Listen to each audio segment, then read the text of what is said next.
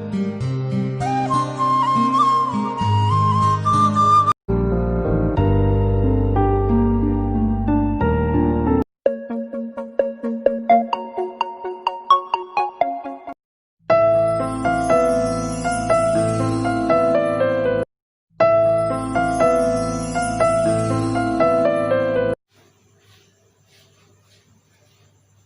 सामाजिक विज्ञान की कक्षा में आप सबका स्वागत है। हमने पिछली कक्षा के अंदर रूस की क्रांति इस महत्वपूर्ण बिंदु के अध्ययन को शुरू किया था। रूस की क्रांति के इसी बिंदु के अंदर आज हम समझने का प्रयास करेंगे कि रूस में अर्थव्यवस्था और समाज की स्थिति किस प्रकार की थी और समय था 20वीं शताब्दी। तो आइए हम आज की कक्षा की शुरुआत करते हैं। हमारा पहला बिंदु है जिसमें बताया गया है कि रूस की जो आबादी है, आबादी से यहाँ पे हमारा तात्पर्य है जनसंख्या।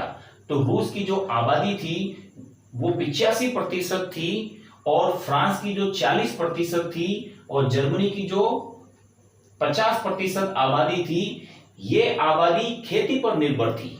यानी रूस, फ्रांस और जर्मनी की ज्यादातर जनसंख्या जिस व्यवसाय पर निर्भर थी वो थी खेती, यानी खेती इनका मुख्य व्यवसाय थी। यह एक प्रकार से यहाँ पे उदाहरण है और इस उदाहरण के द्वारा यह समझाया गया है कि रूस की बात करें तो सबसे ज्यादा रूस के अंदर लोग यानी 85% जो लोग थे, जो आधे से बहुत ज्यादा हैं, ये लोग सबसे ज्यादा खेती के व्यवसाय पर निर्भर थे।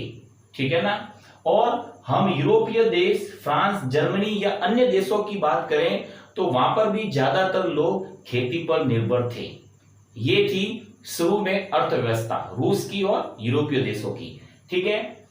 दूसरा हमारा बिंदु है कि सेंट पीटर्सबर्ग और मॉस्को ये रूस के शहर हैं। मॉस्को रूस की राजधानी है और इसके अलावा भी रूस के बहुत सारे महत्वपूर्ण शहर हैं। उन शहरों में प्रमुख औद्योगिक इलाके यानी कि वहां पर मुख्य औद्योगिक क्षेत्र हुआ करते थे।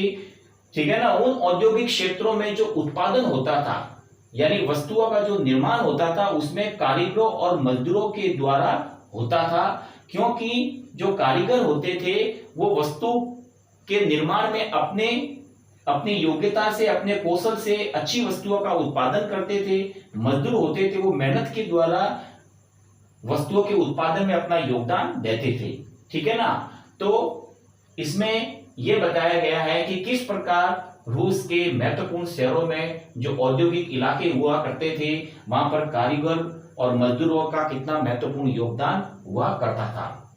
तीसरा बिंदु है कि 1890 के दशक में हम थोड़ा सा पीछे जा रहे हैं, यानी 20वीं शताब्दी से पहले जब 1890 का समय था। दशक का मतलब होता है यानी 10 वर्ष में एक दशक होता है। तो जब 1890 का दशक चल रहा था यानी यह समय चल रहा था जो 20वीं शताब्दी से पहले का है, उस समय ज्यादा कारखाने पूरी दुनिया में खुले थे और रूस में भी खुले थे और रेल नेटवर्क फैला था यानी कि रेलों का विकास हुआ था। ठीक है ना। और विदेशी निवेश बढ़ा था यानी रूस और यूरोपीय देशों में विदेशी निवेश बढ़ा, यानी एक देश ने दूसरे देश में पैसा लगाया और नई नई फैक्ट्रियां और कारखाने खुलने लगे और कोयला उत्पादन बढ़ा जो डबल हुआ, यानी जितना पहले कोयले का उत्पादन हुआ करता था रूस या यूरोपीय देशों में वो दोगुना हो गया यानी डबल हो गया। और स्टील के उत्पादन में, स्टील मतलब ये लोहे का एक रूप है यानी लोहे का पक्का रूप है जिसको हम कहते हैं स्टील। तो स्टील के उत्पादन में भी 4 गुना की वृद्धि होगी। तो एक प्रकार से ये बिंदु हमको समझाता है कि 1890 का जो समय था उस समय औद्योगिक क्षेत्र में काफी विकास हुआ, नई नई फैक्ट्रियां खुली, विदेशी निवेश बढ़ा, वस्तुओं का उत्पादन बढ़ा, स्टील उद्योग बढ़ा। ठीक है ना। तो कुल मिला के औद्योगिक विकास हुआ और धीरे धीरे ये विकास बढ़ता गया जिसमें मजदूरों और कारीगरों की आवश्यकता हुई।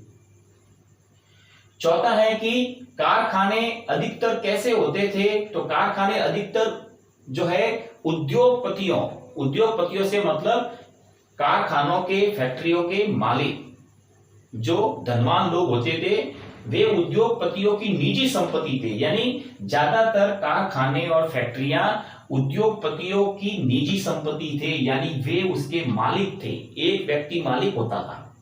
मजदूरों को न्यूनतम यानी कम से कम वेतन यानी तनख्वाह मिलती थी काम करने की, यानी जो मजदूर यहाँ पे कारखानों में फैक्ट्रियों में काम करते थे, जिसके मालिक ये धनवान व्यक्ति उद्योगपति होते थे, ठीक है ना, इनके यहाँ पे काम करने वाले मजदूरों को न्यूनतम वेतन मिलता था, वेतन कम मिलता था, और काम की पारी के घंटे यानी जो काम करने का जो समय है, यानी कितने घंटे काम करना है, वो निश्चित था, ठीक है ना, कि इतने घंटे काम मजदूर को करना है, कारीगर को करना है।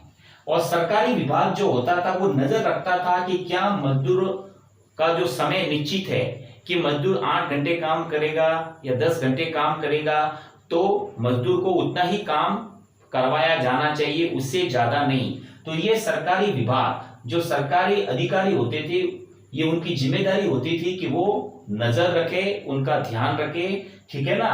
तो ये बिंदु हमको ये समझाता है, एक प्रकार से ये नियम बना हुआ था कि न्यूनतम वेतन देना, कि इतना वेतन तो मजदूर को देना ही है, मजदूर को इतने घंटे से ज्यादा काम नहीं करवा सकते, और ये सारी जिम्मेदारी सरकारी विभाग की होती थी।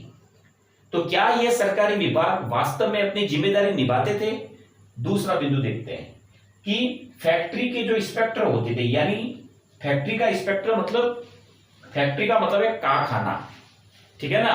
तो जो इंस्पेक्टर होता था, चेक करने वाला, इसका काम होता था कि फैक्ट्री में मजदूरों को वेतन समय पे मिल रहा है, जितना मिलना चाहिए क्या उतना वेतन मिल रहा है, क्या मजदूरों के हितों को नुकसान तो नहीं पहुंच रहा है, क्या मजदूरों को जितने घंटे काम करवाना चाहिए क्या उससे ज्यादा तो काम नहीं करवा रहे हैं, किसी का शोषण तो नहीं हो रहा है। ऐसी बहुत सारी बातें थी जो फैक्ट्री के इंस्पेक्टर के द्वारा चेक की जाती थी।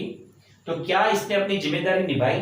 तो फैक्ट्री के इंस्पेक्टर का काम था कि अपनी जिम्मेदारी को निभाए, लेकिन नियमों का उल्लंघन रोक पाने में नाकामयाब थे। यानी एक प्रकार से सरकारी विभाग यानी फैक्ट्री का इंस्पेक्टर जो है वो नियमों का उल्लंघन रोक पाने में नाकामयाब थे, यानी सफल नहीं थे, ठीक है ना।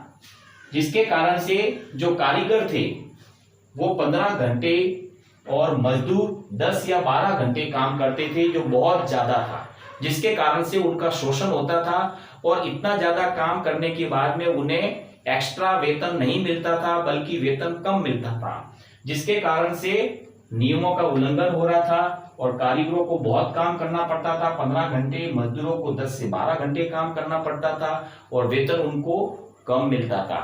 इसलिए मजदूरों का शोषण भी होता था, जबकि नियम बने हुए थे लेकिन नियमों का उल्लंघन हो रहा था।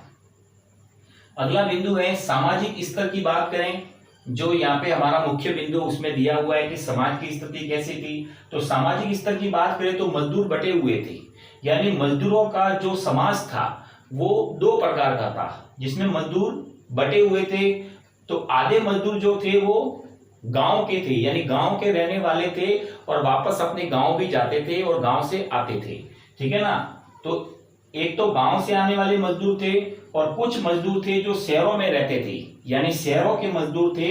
और ये जो सारे मजदूर थे इनकी दक्षता में यानी इनकी योग्यता में अंतर था, फर्क था, फर्क यानी अंतर था, ठीक है ना। गांव से आने वाले मजदूरों की योग्यता कम होती थी और शहरों में रहने वाले मजदूरों की योग्यता ज्यादा होती थी, यानी दक्षता ज्यादा होती थी। इसलिए इनके काम करने के योग्यता में अंतर था, जिसके हिसाब से इनको वेतन मिलता था, ठीक है।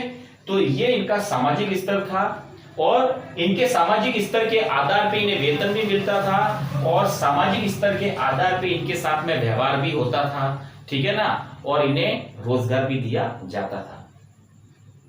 अगला बिंदु है धातुकर्मी मजदूर। धातुकर्मी यानी धातु का काम करने वाले, जैसे तांबे पीतल का काम करने वाले, और इस काम को करने के लिए इन मजदूरों को ज्यादा योग्यता की आवश्यकता थी, ज्यादा मेहनत की और कौशल की आवश्यकता थी, ठीक है ना। और ये जो धातुकर्मी मजदूर थे ये स्वयं को साहब मानते थे। साहब यानी ये दूसरे मजदूरों से स्वयं को ऊपर मानते थे, वो इसलिए मानते थे क्योंकि ये समझते थे कि हमारा काम जो है वो दूसरों से ज्यादा मुश्किल है और ज्यादा योग्यता वाला है। इसलिए धातुकर्मी मजदूर स्वयं को साध मानते थे। उनके कार्य में अधिक दक्षता यानी अधिक योग्यता की आवश्यकता थी, निपुणता की आवश्यकता थी, कौशल की आवश्यकता थी। ठीक है ना। और हमारा अंतिम बिंदु है कि मजदूरों को किसी कारण नौकरी से निकालने पर, यानी किसी मजदूर को अगर किसी भी कारण से नौकरी से निकाला जाता था या उसके साथ में बुरा व्यवहार होता था या उसको वेतन नहीं दिया जाता था, ठीक है ना, या कोई मतलब ना किसी और कारण से एक प्रकार से मजदूरों को दंड दिया जाता था, तो जब भी किसी मजदूर के साथ में बुरा होता था तो सभी मजदूर मिलकर मालिक के विरुद्ध हड़ताल भी करते थे। ठीक है ना, यानी आंदोलन भी करते थे, हड़ताल भी करते थे और अपनी मांगों को मालिक के सामने रखते थे। ठीक है ना।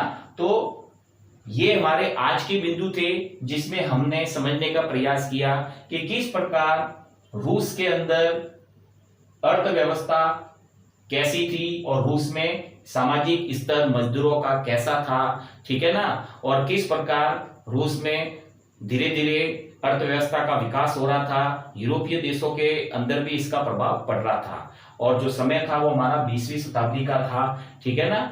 आगे के इसी बिंदु के अंदर कुछ पॉइंट हैं जो हम अगली कक्षा में देखने का प्रयास करेंगे। धन्यवाद।